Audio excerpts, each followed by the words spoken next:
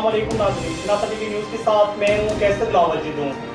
गुज़िश्ता रोज कानपुर में छुरियों के वार से कत्ल होने वाले पाक आर्मी के नौजवान तैयब रज़ाक को सुपुर्द खाक कर दिया गया। जनाजा के बाद पाक आर्मी के चाको चौबंद दस्ते ने सलामी पेश की।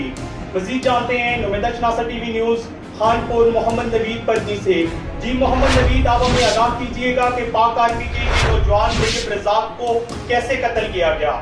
हाँ जी बिल्कुल, गुज़िश्ता रोज छुरियों के वार से कत्ल होने वाले तैयब रज़ाक को सुपुर्द खाक कर दिया गया। तैयब रज़ाक की नमाज जनाजा उनके आबाई गांव यूनियन कौंसिल बलीरा के मोहल्ला अखोड़ी में अदा की गई।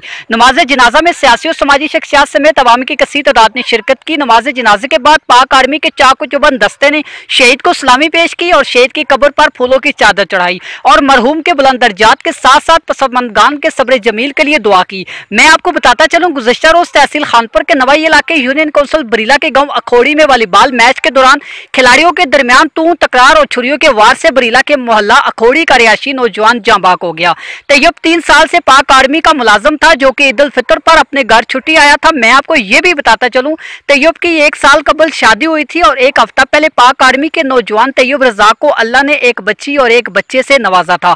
तैयब रज़ाक को छुट्टी गुजारने के बाद कल वापस पाक आर्मी में जाना था, लेकिन गुज़िश्ता रोज वॉलीबॉल मैच के दौरान खिलाड़ियों के दरमियान तू तकरार और छुरियों के वार से तैयब रज़ाक को कत्ल कर दिया गया, जिनको आज सुपुर्द खाक करने के बाद पाक आर्मी के चाकू चौबंद दस्ते ने सलामी पेश की और कब्र पर फूलों की चादर चढ़ाई। जी बहुत शुक्रिया मोहम्मद नवीद पदनी, आपने हमें मालूमात से आगाह किया।